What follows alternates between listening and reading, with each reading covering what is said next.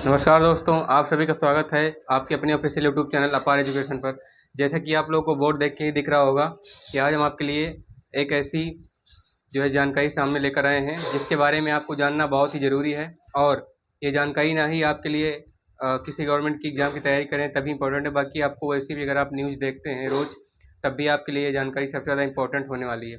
आपकी ये जानकारी आपको आगे चल के और भी आगे बढ़ाएगी अगर आप जीके जीएस की तैयारी कर रहे हैं तो देखिएगा दोस्तों, हमारा आज का जो टॉपिक मेन है एससीओ संगठन समिति के बारे में है। यानी कि एससीओ जिसका मतलब होता है कि सुपीरियर कोऑपरेटिव ऑर्गेनाइजेशन, संघाई संगठन समिति या संघाई संगठन सहयोग, कुछ भी कह सकते हैं आप लोग। मतलब ये लगभग 7 से 8 देशों तक के बीच मिलकर बना होता है। आइए जानते हैं कि यह क्या है, जो कि आपके लिए भी जानना सबसे ज़्यादा ज़रूरी है। इस समय न्यूज़ में भी ये सबसे ज़्यादा टॉपिक चल रहा है, ये चर्चा में भी है। देखिएगा, आइए देखते हैं क्या है दोस्तों।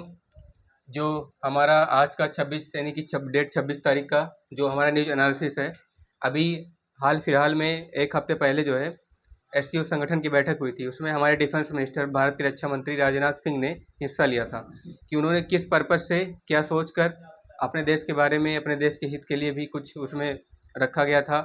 जो सब्जेक्ट होता है, जो टॉपिक होता है, मसला सामने रखते हैं। सभी देशों के रक्षा मंत्री एक दूसरे से अपने विचार साझा करते हैं अपने देश के लिए, है ना। तो उसमें हमारे रक्षा मंत्री राजनाथ सिंह भी शामिल हुए थे। आइए देखते हैं कि एससीओ संगठन सबसे पहले है क्या, उसके बाद जानते हैं कि हमारे रक्षा मंत्री ने ऐसा क्या कहा था। ठीक है, कौन कौन सी उसमें मीटिंग अटेंड की थी।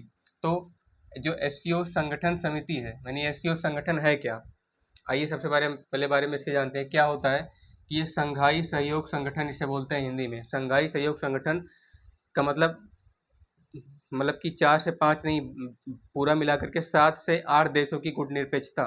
गुटनिरपेक्षता का मतलब कोई एक देश उसका संचालक होगा, लेकिन उसमें 7 से 8 देश जितने भी होंगे वो अपने अपने विचार वहाँ के रक्षा मंत्री साझा करेंगे। ठीक है, तो एक ये मीटिंग किसी एक देश में बुलाई जाती है जिसे बोला जाता है संघाई सहयोग संगठन। संघाई सहयोग संगठन, है ना।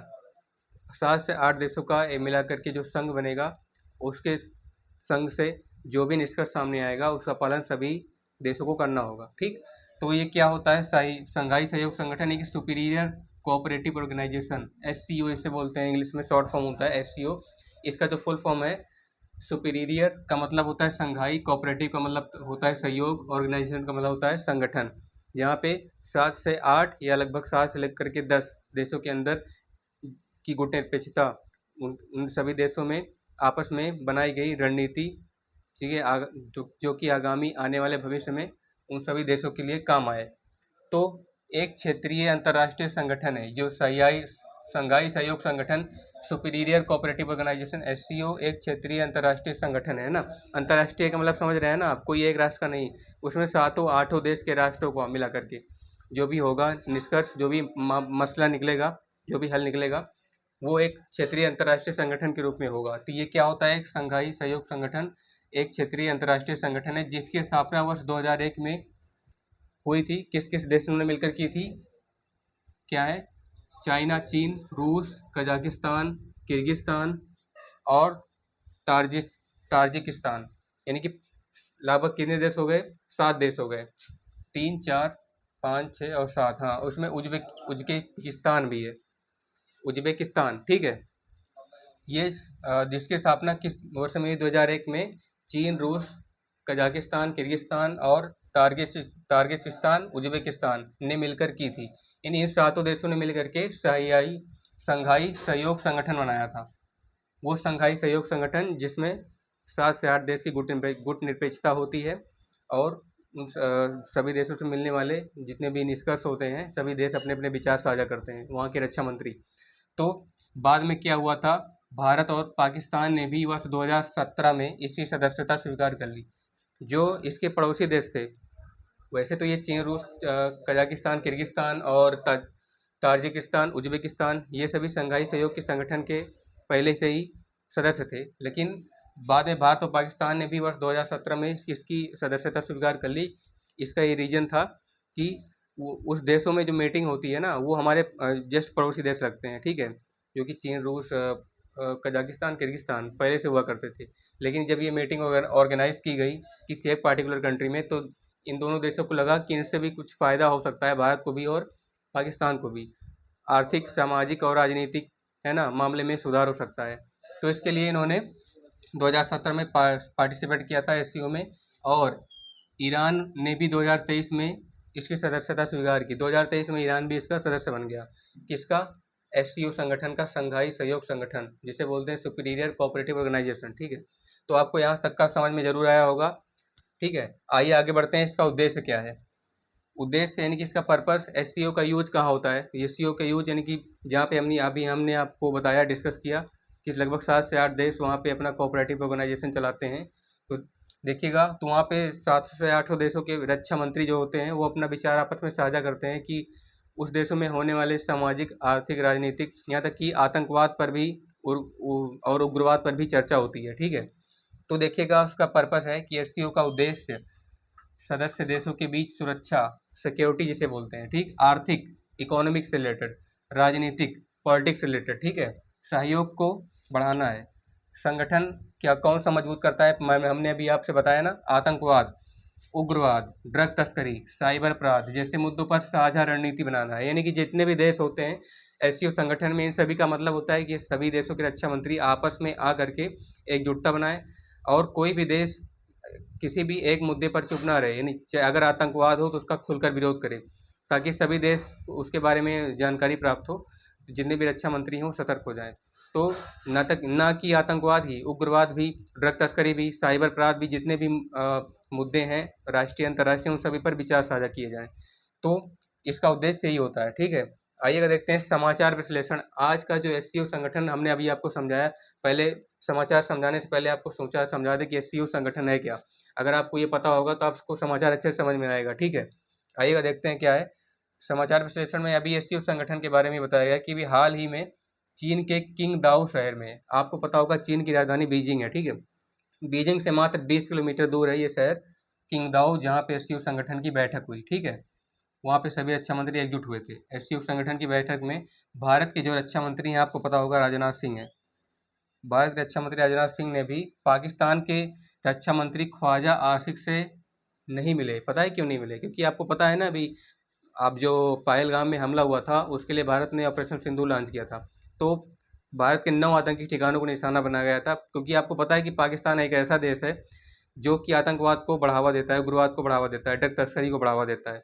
तो इसलिए ये जो हम आपसे डिस्कस कर रहे हैं, एनालिसिस कर रहे हैं, ये न्यूज़ का है। ठीक है, अभी हाल ही फिलहाल में चीन के किंगदाओ शहर में हुई एससीओ की बैठक में भारत के रक्षा मंत्री राजनाथ सिंह ने पाकिस्तान के रक्षा मंत्री ख्वाजा आसिफ से नहीं मिले। इसके क्या कारण हो सकता है कि वो नहीं मिले? ये न्यूज़ एनालिसिस में आया है एससीओ की बैठक में। ठीक है, पहला कारण जो है, सबसे मेन कारण है कि एससीओ की ज्वाइंट स्टेटमेंट में, एससीओ की जो बैठक होती है ना, उन सभी के विचारों को साझा करके एक ऐसा विचार बनाया जाता है जो जिससे सभी सहमत हो। तो वो ज्वाइंट स्टेटमेंट कहा जाता है दोस्तों। ज्वाइंट स्टेटमेंट यानी कि ऐसा स्टेटमेंट जिससे सभी लोग सहमत हो, कोई भी उससे डिसएग्री ना करे। तो उसमें भारत के पहलगाम में हुए आतंकी हमले को शामिल नहीं किया गया था।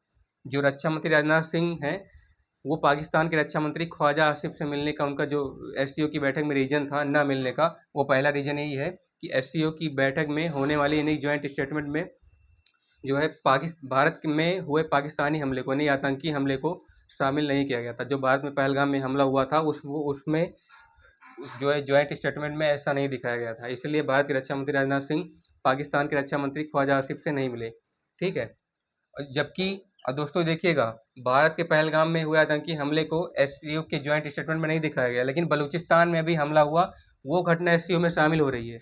तो देखिएगा दोस्तों, भारत की घटना न शामिल हो और किसी और देश की घटना शामिल हो, और आप सोचो कि भारत के रक्षा मंत्री राजनाथ सिंह इतने पागल हैं क्या जो पाकिस्तान के रक्षा मंत्री ख्वाजा आसिफ से हाथ में हाथ मिला देंगे, है ना?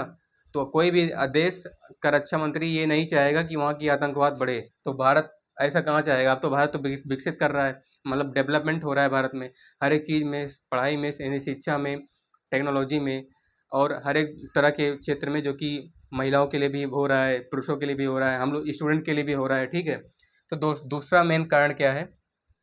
आतंकवाद, उग्रवाद और तनाव, जो कि अभी एससीओ की जो पर्पस था हमने इसमें देखिएगा आपको डिस्कस किया है। ये भी इसमें क्या है, आतंकवाद, उग्रवाद और तनाव जैसे विषयों पर चर्चा की संभावना कम दिख रही थी। यानी कि जब आपको बता दें, इससे पहले भी एक मीटिंग हुई थी, तो उसमें जब रक्षा मंत्री राजनाथ सिंह मिले थे सभी से, तभी उनको लग रहा था कि जो चीन में होने वाली एससीओ की बैठक है उसमें आतंकवाद, उग्रवाद और तनाव जैसे विषयों पर चर्चा होने की संभावना कम है। तो दूसरा ये मेन रीजन है जिससे कि आप अपने देश के रक्षा मंत्री राजनाथ सिंह पाकिस्तान के रक्षा मंत्री ख्वाजा आसिफ से नहीं मिले। आइएगा दोस्तों, बढ़ते हैं अगले वाले बिंदु की तरफ। आइएगा दोस्तों, देखते हैं एससीओ की बैठक में होने वाले जो हमारे रक्षा मंत्री राजनाथ सिंह हैं, जिन्होंने पार्टिसिपेट किया था गुरुवार को, अभी इसी गुरुवार को, शुक्रवार को, है ना। तो उसमें राजनाथ सिंह के क्या ऐसे 4 विचार थे जो साझा करना चाहते थे। उसके बाद उन्होंने एससीओ की मीटिंग में जो है पाकिस्तान के रक्षा मंत्री राजनाथ सिंह से पाकिस्तान के रक्षा मंत्री ख्वाजा आसिफ से हाथ नहीं मिलाया। तो पहले दिन की जो बैठक थी उसमें रक्षा मंत्री राजनाथ सिंह के क्या ऐसे 4 विचार थे, वो आपके सामने हैं। क्या हैं देखिएगा। पहला है, आपको दिख रहा होगा, उग्रवाद और आतंकवाद सबसे बड़ी चुनौती।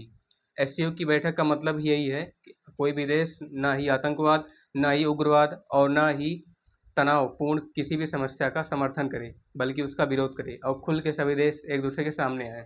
तो पहला उनका सबसे बड़ा ये विचार था। दूसरा क्या था, आतंकवाद के खिलाफ जीरो टॉलरेंस, यानी कि कोई भी देश आतंकवाद को बढ़ावा ना दे, अपने देश में होने वाली आतंकी हर एक घटना को साझा करे ताकि सभी देश सतर्क हो जाएं। और मतलब जीरो टॉलरेंस का मतलब होता है कि टॉलरेंस का मतलब होता है सहिष्णुता, यानी कोई भी दया ना दिखाए, उसके खिलाफ खुलकर बोले और खुलकर जो है आतंकवाद के विरोध का समर्थन करे, ठीक है। और तीसरा जो सबसे इनका उच्च विचार है अपने देश के रक्षा मंत्री राजनाथ सिंह का, वो है देशों के बीच संघर्ष रोकने वाली संवाद की जरूरत। अभी जैसे रूस यूक्रेन के बीच, ईरान इजराइल के बीच युद्ध हो रहा है, तो ये ग्लोबल चैलेंज है। तो ग्लोबल चैलेंज में सभी देश खुलकर एक दूसरे के सामने आए और संघर्ष को रोकने के लिए संवाद करें, एक दूसरे से आपस में बातचीत करें कि ऐसा क्या कर सकते हैं ताकि देशों में होने वाले बीच के कन्फ्लिक्ट को, वार को, संघर्ष को रोका जा सके। तो तीसरा उनका सबसे ज़्यादा अहम विचार ये है, जो कि बहुत ज़्यादा ज़रूरत है। अभी ईरान इजराइल के युद्ध कन्फ्लिक्ट के बीच सीज फायर हो गया था, आपको पता होगा, इस पर हमने कल एक वीडियो बनाई थी, ठीक है। तो तीसरा वाला भी विचार सबसे ज़्यादा अहम है। और चौथा जो है, अभी हमने डिस्कस किया ग्लोबल चैलेंज। ग्लोबल चैलेंज के समय एक साथ आना, यानी कि अभी जो कोविड-19 आया था, कोरोना महामारी, ये सबके लिए चैलेंज था। पहले एक देश में फैला चीन से, उसके बाद फिर अमेरिका, फिर जर्मनी, फिर रूस, फिर इटली, ऐसे ऐसे भारत से होते हुए पूरे 180 देशों में फैल गया, है ना। उससे भी ज़्यादा देश है, लेकिन 180 देशों में लगभग फैल चुका था। तो वो ग्लोबल चैलेंज था। ऐसी ही कोई महामारी या कोई भी तनावपूर्ण युद्ध हो, उसमें सभी देश एक दूसरे के साथ खुलकर आएँ, बातचीत करें और उसका समस्या का समाधान क्या निकलता है उसको सभी जुटाएं और समस्या के समाधान पर सभी सहमत हों, एग्री हों, सबका अप्रूवल हो, ठीक है। तो ये रहा हमारे द्वारा आपको दिया गया एससीओ संगठन की बैठक, उसका जो उद्देश्य है, क्या होता है एससीओ, उसका उद्देश्य क्या होता है। और आज का जो एससीओ की अभी हाल ही में बैठक हुई, न्यूज एनालिसिस उसका चल रहा था, अभी हमने आपसे उसके बारे में डिस्कस किया। तो आशा करता हूँ कि हमारे द्वारा ये दी गई जानकारी आपको पसंद आई होगी और ज़्यादा से ज़्यादा इस वीडियो को लाइक कीजिएगा, शेयर कीजिएगा, कमेंट करके बताइएगा कि इस वीडियो में आपको समझ आ रहा है जो भी हमारे द्वारा दी गई जानकारी है। इस तरह के वीडियो को देखने के लिए हमारे चैनल को सब्सक्राइब करें दोस्तों। मिलते हैं आपसे नेक्स्ट वीडियो में। बहुत बहुत धन्यवाद आपका।